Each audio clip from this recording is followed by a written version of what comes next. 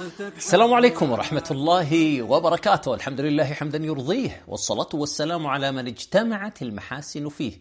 الله يحييكم يا جماعة الخير دائما وأبدا في قناتكم أنتم، قناة أخوكم علي التميمي. أرجوك لا تنسى تشترك وتفعل الجرس وتحط إعجابك وتحط تعليقك وتشارك هذه الحلقة مع أحبابك وأخوانك. المسألة بسيطة، انسخ رابط الحلقة وانشره عند أخوانك وأحبابك في الواتساب وفي الأماكن اللي تجتمعون فيها في الجروبات حتى ينتشر المحتوى الهادف ويستفيد الجميع. أسأل الله سبحانه وتعالى أن يكتب لي ولكم أجر ذلك. متخيل أنت أنك تكون ضعيف حال وفقير وتأخذ صدقة ثم ينقلب حالك وتتحول إلى شخص هو يعطي الصدقة؟ متخيل أنت أنك مكروب وابنك تعبان ومسافر مسافات طويلة عشان تعالج ابنك، ثم يتحول هذا كله إلى شيء مختلف وشيء جميل؟ خلونا نتابع مع بعض هذه القصص المثيرة العجيبة، ولا تنسون يا جماعة الخير تحطون إعجاباتكم أول شيء، ثم تعلقون وتشاركوني هذه القصص الجميلة. وخلونا نبدأ بعطرنا الأول. الأخ خالد يشتغل في دائرة حكومية. يقول كان عندنا في الدائرة الحكومية هذه شاب مراسل. المراسل أنتم عارفين يعني يكون شخص ضعيف الحال، أصلا وظيفته وظيفة بسيطة ومجرد أنه ينقل الملفات يعني المعاملات ما بين المكاتب أو كذا، فراتبه ضعيف جدا. فيقول الأخ خالد هذا الشاب لطيف وخدوم وكنت أدردش معه، فأنا عارف أن حالته المادية تعبانة، فكنت كل ما جتني صدقة ولا في أحد من الجماعة عنده زكاة يقول أعطيه على فترات متباعدة، يعني يقول أعطيه. فكان هذا الشاب يعني دائما راضي وشاكر ويأخذها وهو مبتسم ويشكر لي ويدعي طبعا لصاحب الصدقة والذي نقل له الصدقة. يقول كلمني عن أهل زوجته، قال إن عمي أبو زوجتي وضعه تعبان وفقير وعنده عيال.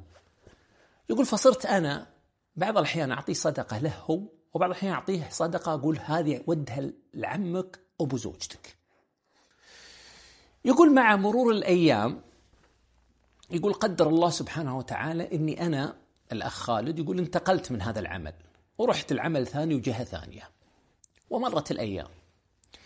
في سنة من السنوات كنت في مكان عام، الظاهر يا كان في مول أو في هايبر ماركت يتسوق.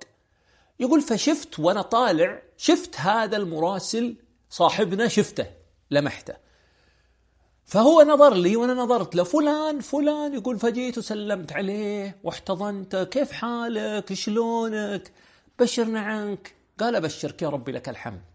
يقول لاحظت إنه لباسه فخم ومتعطر، واضح إنه حاله متغير. فقلت له كيف حالك أنت أمورك طيبة؟ قال الحمد لله أبشرك.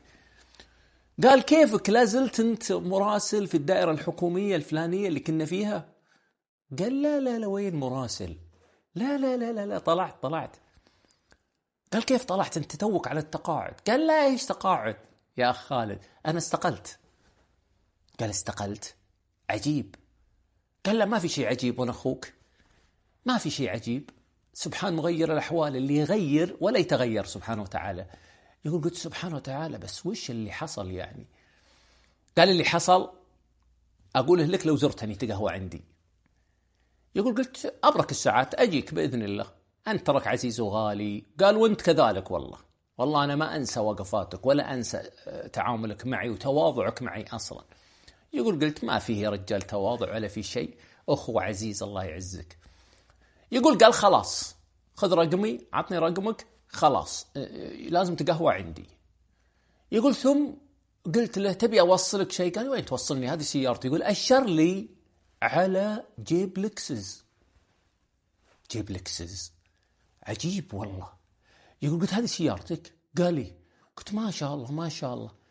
قال أنا داري أنك قاعد تتساءل، أنا داري أنه ثار فضول عندك في راسك، لكن ما راح أقول لك لين تزورني تتقهوى عندي. وفعلا يقول الأخ خالد بعد فترة تواصلت معه وجيت رحت أزوره. يقول أرسل لي الموقع ورحت له. يقول يوم وصلت عند فلة فخمة، فلة على شارعين أو 3 شوارع.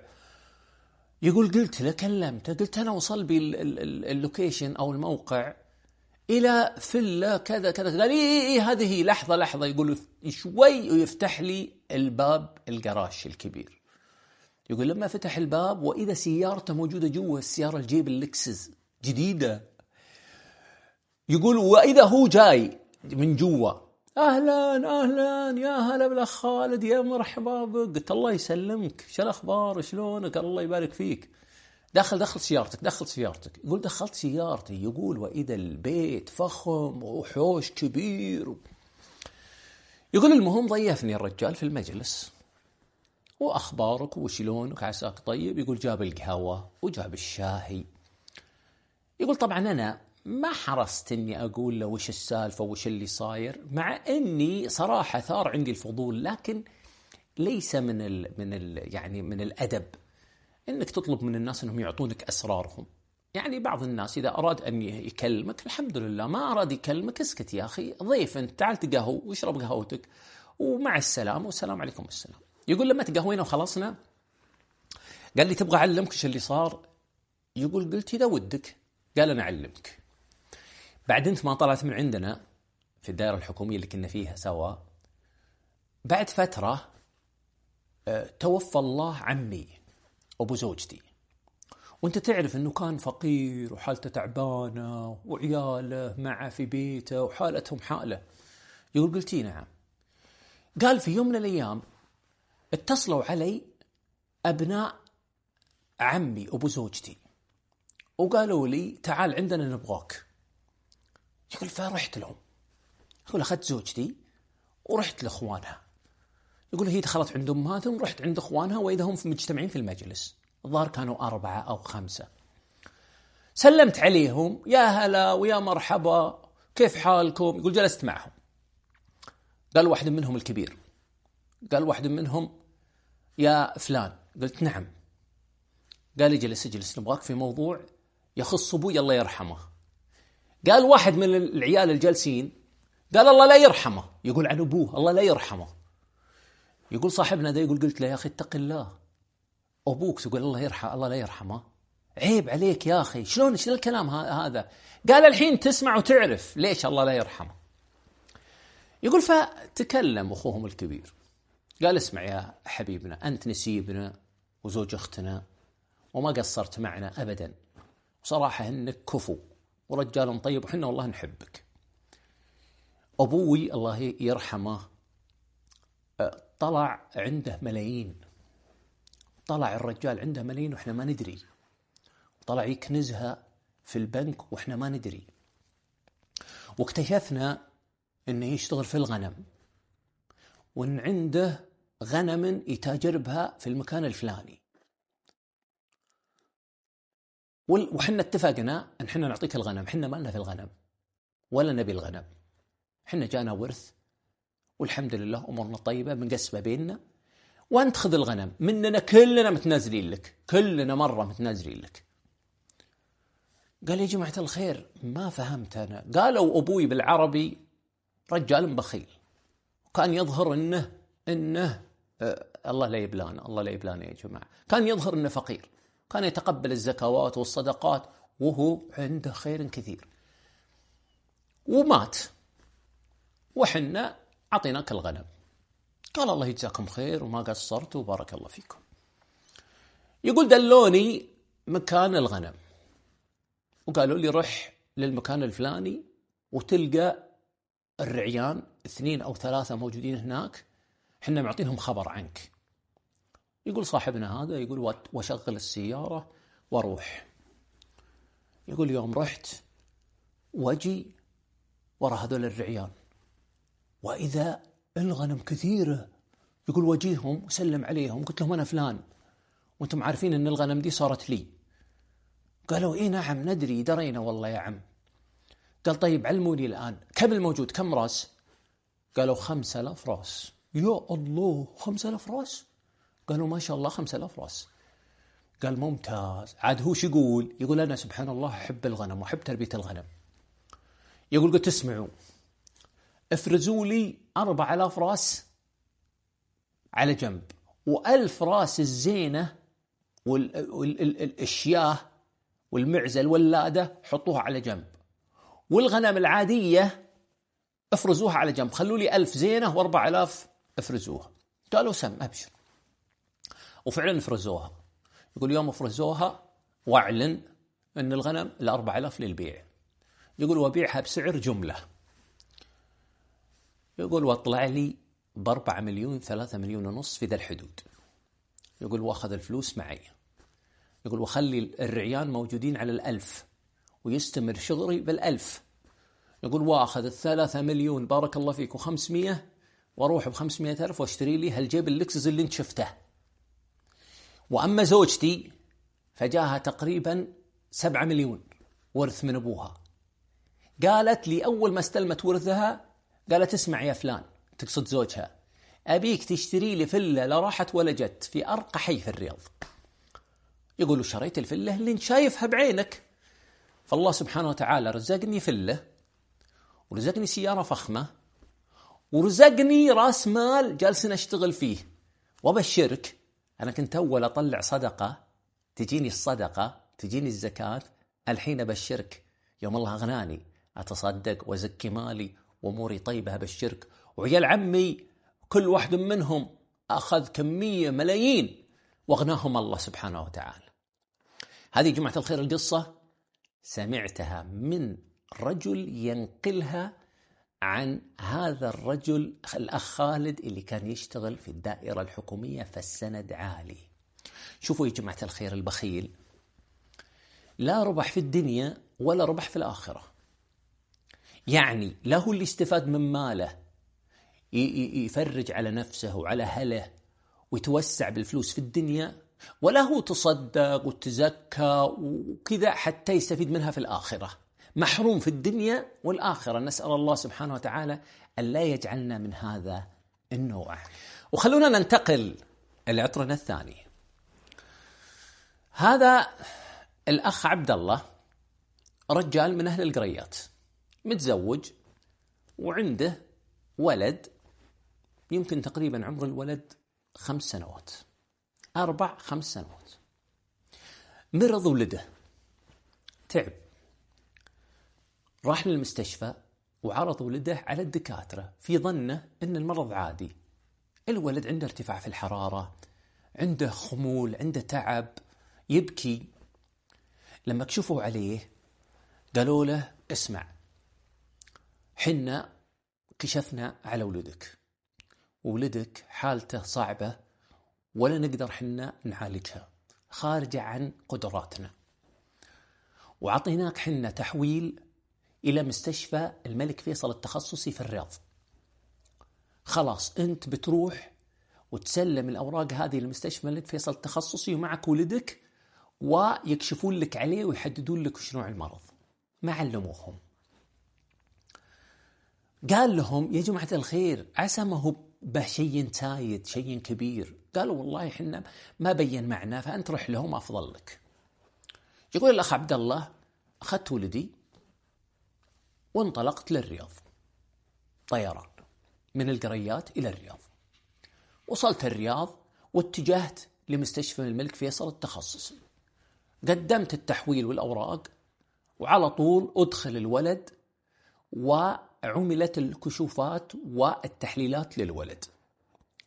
كلموني مستشفى الملك فيصل التخصصي وقالوا لي يا أخ عبد الله، ولدك بعد ما كشفنا عليه تبين أنه معاه سرطان في الدم اللي هو اسمها اللوكيميا.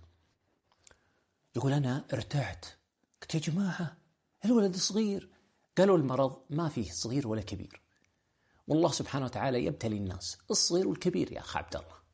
فولدك مريض، والآن نبغاك تروح للعلاقات العامة علشان يبدون يضبطون لك المواعيد ونبدأ سلسلة العلاجات لولدك. طبعا مستشفى الملك فيصل التخصصي، المملكة عموما في هذه الحالات يريحون المريض وأهل المريض، فيكون له سكن قريب من المستشفى مجاني، وأيضا تصرف له تذاكر سفر ذهاب وإياب للمواعيد من باب التسهيل على المرضى ومساعدتهم والتخفيف عنهم. وفعلا بدأوا مع هذا الطفل سلسلة العلاجات، وبدأوا بالتحديد في موضوع الكيماوي. يقول الأخ عبد الله بدينا في هالمواعيد، يقول أروح وأجي. طبعا وضع الأخ عبد الله المالي ضعيف، مو وضعه يعني قوي. يقول كان عندي موعد في 17 رمضان، يقول جيت بالطيارة أنا وولدي الصغير المريض طبعا، يقول جينا بالطيارة، يقول وصلنا قبل أذان المغرب بساعة، كنت صايم. يقول الأخ عبد الله، يقول طلعت ركبت تاكسي مع رجال وانطلقنا.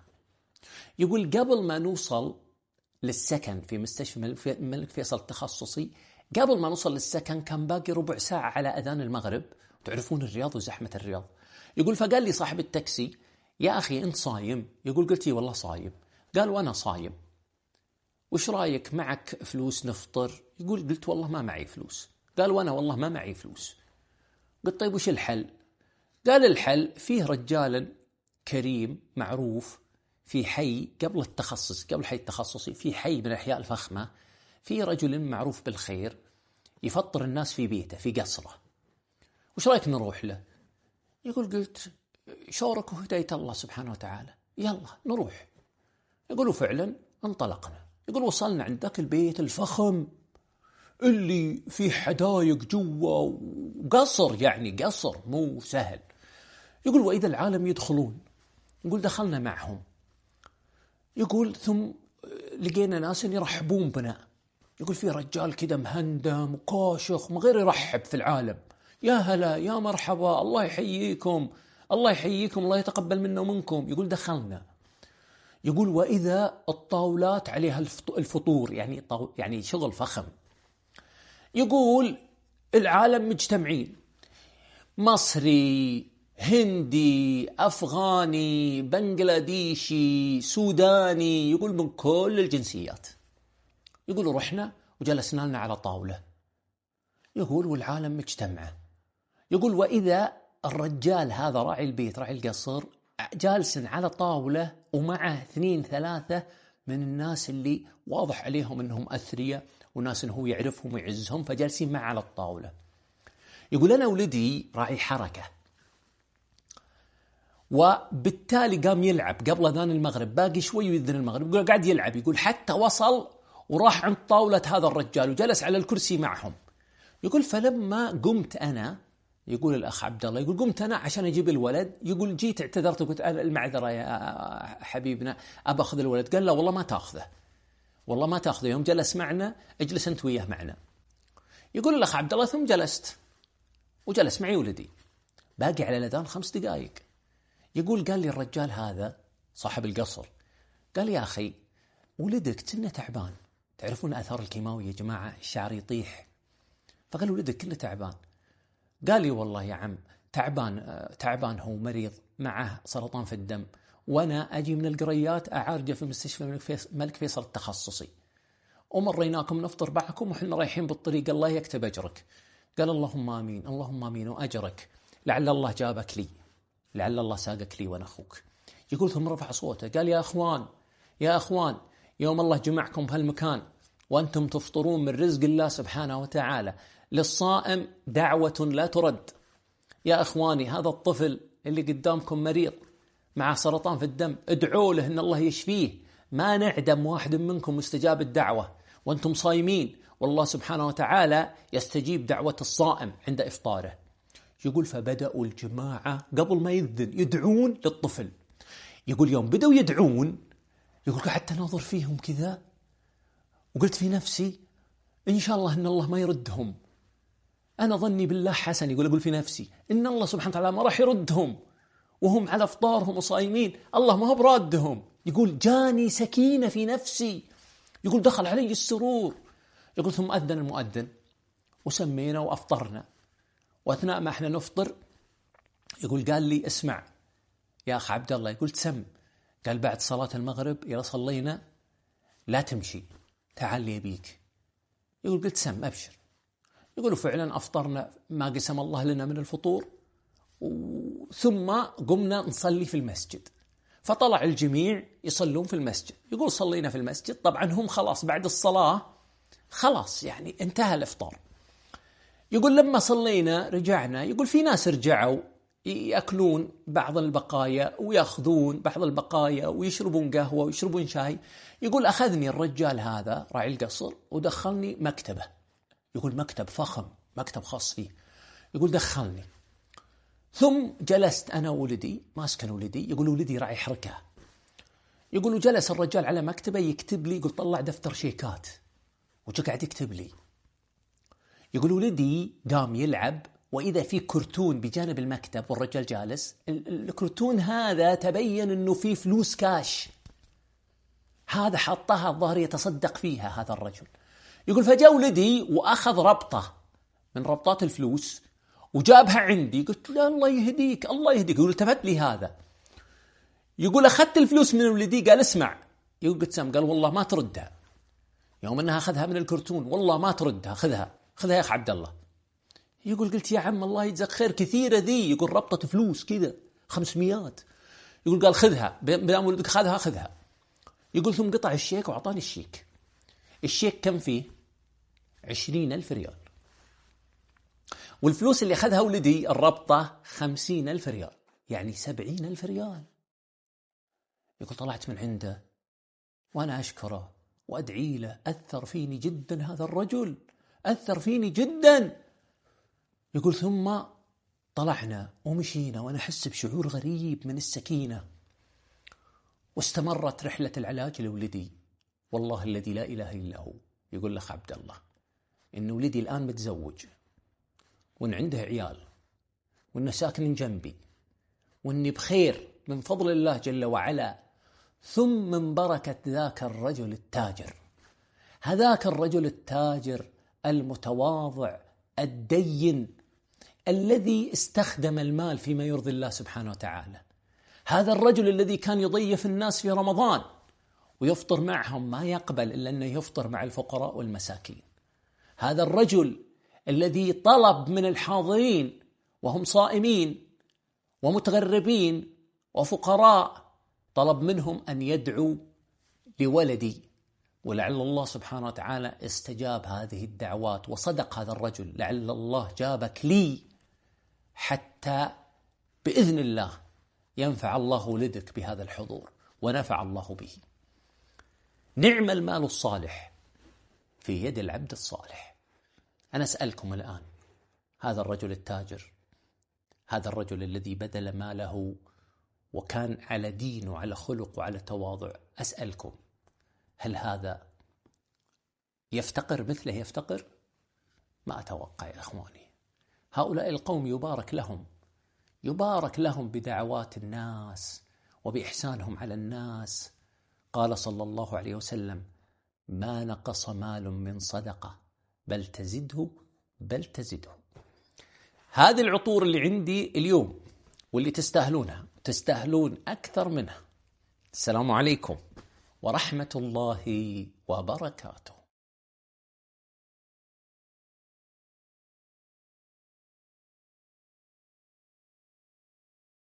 هذا طول أعماركم قبل حوالي 45 سنة كانت جريدة الأهرام المصرية مخصصة يوم الجمعة يسمونه بريد القراء.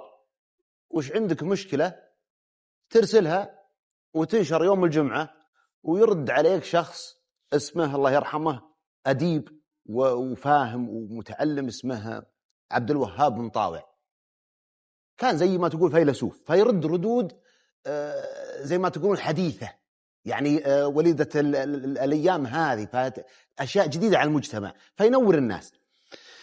فاللي ينقل لي القصة يقول أنا كنت صغير، يقول وأمي كانت تتابع الصفحة هذه بشغف، فاللي حصل يقول جيت ذاك يوم بعد صلاة الجمعة داخل البيت، الأم قاعدة تصيح تصيح تقول بحرقة، يعني كأنه حسبت أن أحد ميتلنا. وش فيت يمه؟ قالت تعال يا ولدي اقر وتعلم. شوفوا شلون بعد التربية وشلون قالت شوف أنا حافظة الأعداد اللي راحت، هذا أول عدد وهذا ثاني عدد وهذا ثالث عدد اليوم. وش المشكلة؟ يقول واقرأ أول عدد. شو المشكلة؟ هذا طبيب جاي من الأرياف المصرية وفقير جدا جدا، أبوه ما معدم، ما عندهم إلا بيت طين بس، وعنده 4 أخوات وأمه وأبوه. أبوه هالولد بعد الله له هو طوق النجاة، على باله أنه إذا تعلم أنه يعني يعزز من شأننا وكذا. فقال ما في أي شيء تبيه للتعليم أنا مستعد فيه. طبعا ما عنده شيء مسكين. أرسله لجامعة القاهرة يدرس طب، واستمر والله في الطب، وما شاء الله ياخذ الأول مع مرتبة الشرف كل فصل دراسي. طبعا هو كان الأمل بالله ثم أنه بيكون معيد في الكلية، حتى أن يتطور راتبه سنويا ويكمل دراسته في الكلية ويتطور. لكن لو تخرج عادي بمعدل منخفض راح يكون طبيب صحة يسمونه. فطبيب الصحة يتقاعد على مبلغ زهيد ما يزيد راتبه أبد طول حياته، ويمكن يحطونه في منطقة نائية. فالولد مجتهد من أول فصل دراسي ويجيب علاماته كاملة. وصل الفقر بابوه انه يبيع خشب السقف حق بيتهم، حق المدخل البيت زي الجلسة هذه باعه، ما خلى الا غرفتين يتذرون بها عن المطر بس والشمس، ولا ذا باعه من الفقر وتسلف من اهل البلد كلهم. ما المهم اخر شيء طول اعماركم تخرج الولد الاول على الكلية مع مرتبة الشرف الاولى. جميل. خلصنا، خلاص انا ما عاد قدامي الا اني اصير معيد بس، انتهى الموضوع الحمد لله توفيق رب العالمين. يقول يوم علقوا الاسماء يقول وانا ناظر صدق تكذب والله اسمي من معه. من الاول ولد عميد الكلية آمنا بالله، من الثاني ولد اخوه ما راح لبعيد اي من قريب. هذه ترى مين باسمها واسطة، هذه اسمها دكتاتورية. فاخذ رجل خدت نفسي يقول رقيت المكتب عميد الكلية وانا ما ادري وش فيني. طقيت الباب السلام عليكم. قال عليكم السلام ايش تبي؟ في ايه؟ قلت يا دكتور انا فلان. قال عارفك ايش تبي؟ قال انا الاول على الكليه مع مرتبه الشرف، الثاني جايب ممتاز ما جاب مرتبه الشرف، والباقيين جيد جدا، فانا ما لقيت اسمي مع المعيدين. قالوا يعني جاي تعلمني شغلي؟ انت تبي تفهمني شغلي؟ اطلع برا، اطلع برا يا دكتور انا ابوي قال اقول لك اطلع برا انت وابوك، لا اكتب على اوراقك الان يحطونك في منطقه نائيه، يلا. يقول وقفت عنده وصارت دموعي تنزل، ولا اتذكر لابوي وامي وفقرهم والوضع المأساوي اللي كانوا يشحون باللقمه على خواتي عشان يعطوني اياها. يقول فصارت دموعي تنزل والله وانا عقد لساني ما قدرت اتكلم. يقول طلعت من عنده وانا اقول حسبي الله ونعم الوكيل. طبعا الرجل حافظ القرآن وبار بوالديه ولا يفوتها الفرض ما شاء الله تبارك الله. فيقول طلعت، يقول رحت لأهلي، يقول جيت أبوي وجلست معه، يقول وأنا والله مالي وجه ناظره وأنا ما قصرت بس عاد شو أسوي؟ قال أبوي يا ابني عملت إيه؟ قال والله يا أبوي الوضع كذا وكذا وكذا واعذرني شيء مو في يدي. قال حسبي الله ونعم الوكيل. يقول راح الشايب تعبان وجتها الصدمة، ما كان هذا الأمل، دخل غرفته يقول ونام وهي النومة. يقول يوم أصبح ولا من صيد أمس ولا ميت، مات قهر وحزن. يقول أمي نفس الطريقة. يقول بعدها بحوالي أسبوع 10 أيام يقول من حزنها على أبوي وحزنها على الخبر اللي جبته لهم انتقلت إلى رحمة الله توفيت. يقول فالآن زاد الغيظ عندي وجيرت وفاة أبوي وأمي، أعتبر أن عميد الكلية هو اللي قتله. بعد كذا يقول جلست فترة مع خواتي أنا ما قدامي إلا أني أكون طبيب صحة وهذا كأنك ميت مكانك، أو أنك تروح تعرض شهاداتك على مستشفيات خاصة وهذه ترى من بعيدة عن أختها، يعني متى بتتطور ويكون لك اسم في مصر وفي ذاك الوقت. يقول فضاقت بي الأرض بما رحبت ورحت أمشي قطعت يمكن 3-4 قرى وأنا أمشي على رجلي ما أدري ليش وبدون هدف. يقول حتى ما عاد قدرت أوقف، لقيت هاك قهوة يقول واسحب لي ذاك الكرسي، يقول واجلس والله حق شاهي كاس شاهي مو معي. يقول إلا شوي إلا يوم بس أحتري الرجال راعي القهوة يجيني عشان أنحاش أنا بمشي. يقول له والله واحد يمر، أهلا فلان كيف حالك؟ من هو هذا؟ زميله في الكلية. وش جابك لبلدنا؟ بلدكم بعيد. قال يا رجال جيت همشي بس. قال ما أنت ما دريت؟ قال لا. وش الموضوع؟ قال فيه لجنة جاية من الخليج في القاهرة. قال إيه؟ قالوا تسوي عقود الدكاترة ومستشفى كبير في الخليج، ليش ما تروح تقدم؟ أضحك. أنا ما معي حق كاس شاهي عشان تقول لي روح القاهرة، ما معي. قال ما يصير، أنت الأول علينا وأنت مميز ولازم يقبلونك. قال لي بس ما معي. قال علي. هذا يوم الأخلاء. شوف الصديق أحيانا، شوف مع أن علاقتهم دراسة، لكن قال أبدا والله ما أروح القاهرة إلا أنت معي، يدي بيدك، بيض الله وجهه. قال والله براحتك أنا موجود وبلدنا على الطريق. قال خلاص بكرة الصبح بمرك أنا. المهم راح وشاور أخواته، قالوا يا أخوي رحت رزق الله ورزقك، ما عليك منا، حنا ودعنا رب العالمين. يقول رجعت عندهم في البيت ويقولون راح ذيك الليل الصبح ولا السيارة تقف عندي. يقول نركب معه ولا القاهرة. أدخل على اللجنة، يقول جلسنا في مثل الانتظار مثل هالجلسة. لا والله إنه يدخل الرجال الطبيب 5 دقائق 4 دقائق ويطلع بخفة حنين ماش وجهه ما يعطي عطى خير واضح. يقول أنا دخلت أعطيتهم ملفي، ناظروا الشهادات تعجبوا، كل واحد يمد للثاني شلون ما عنده نقص درجة واحدة، وشكله ملابسه ما توحي بأن هذا الشخص. قالوا يا أخي بالعربي أنت شكلك ما يوحي بأنك يعني وشلون علامات. قال شوف أنا أبوي أفقر واحد في بلدنا واللي حصل كذا كذا كذا، وأنا إنسان فقير والله ما عندي غير اللبس هذا من الأخير، ما أكذب عليهم. قالوا لا الكلام ذا إحنا بنختبرك، الأعراض الفلانية كذا كذا كذا، هذا مرض إيش؟ مرض كذا صح؟ قال لا مو بشرط، قد يكون كذا وقد يكون كذا. لو الولد فاهم، كل ما عطوه تحايلوا فيه لنفاه ولا مرة إجاباته. قالوا من الآن أنت مقبول، عطنا جوازك وخلاص بكرة تجينا هنا نجهز أوراقك. قال جواز إيه؟ جواز بفلوس، أنا والله ما عندي آكل، أخواتي ما تعشوا البارح. قال واحد من اللجنة خير ينشروا من عندي الوقت طيب. قال لا حول ولا قوة إلا بالله، لا حول ولا قوة إلا بالله، والله أنك صادق يا ولدي، والله أنك صادق، لكن حنا نبيك. قال وأنا أبيكم بس ما في دحيل. قال تعال معي، وياخذه ويطلع به برا ويفتح محفظته ويعطيه مبلغ. قال خذ روح طلع جواز واكس اخواتك وعشهم وخل عندهم اللي يكفيهم، وترى حنا نبيك بعد بكرة تعال عندي هنا. يقول أقسم بمن أحل القسم إني أحس بإني بموت ما ملكت ربع هالمبلغ هذا في حياتي. شوفوا فاتحة الرزق سبحان الله العظيم، مبلغ قوي ذاك اليوم عنده. يقول وارجع ماني مصدق، وعلم أخواتي قالوا الحمد لله هذا فرج الله، توكل على الله رح.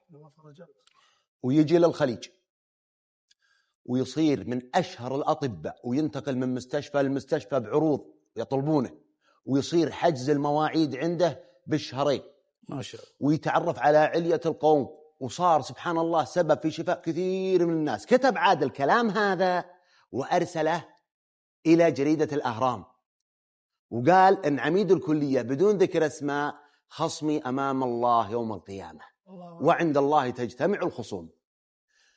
الأسبوع اللي بعده رد الدكتور العميد، السلام عليكم ورحمة الله وبركاته، وبعد أنا عميد الكلية وأقسم بالله إن كلام هذا الرجل صحيح، وأني طردته وظلمته وأكلت حقه، ولكن ليعلم هذا الرجل والقراء المحترمين أنني كنت أملك مجموعة مستشفيات في مصر، وكنت عميد كلية الطب، وكان يشار لي بالبنان، وكنت فلان من الناس، ولكن ابني وابن أخوي الأطباء اللي أنا عينتهم بعد فترة وليتهم المستشفيات، وحبيت أني أرتاح بعد معاناتي مع الدراسة والعلم والعمل، وفوضتهم بوكالات شرعية، وسحبوا مني كل أملاكي في يوم، أصبت على أثرها بأمراض. أقسم بالله أني أتمنى أتعالج في مستشفى اللي أنا أملكه في الأصل، ولا اسمحوا لي أتعالج فيه. والآن أنا أتعالج في مستشفى القصر العيني في مصر، يعني مستشفى حكومي، على أساس أني درست الأطباء اللي الآن يعملون فيه. فهذه نتيجة الظلم وعواقبه، وأرجو أن هذا الرجل يسامحني وأنا أعتذر منه أمام القراء. جاء الأسبوع الثالث اللي بكت منه المرأة وقالت، رد عليه الدكتور صاحبنا في القصة، قال الحمد لله أني رأيتك وعلمت عنك ما علمت، وهذا قد يكون جزاءك في الدنيا، أما أنا فأطلب حقي من الله يوم القيامة.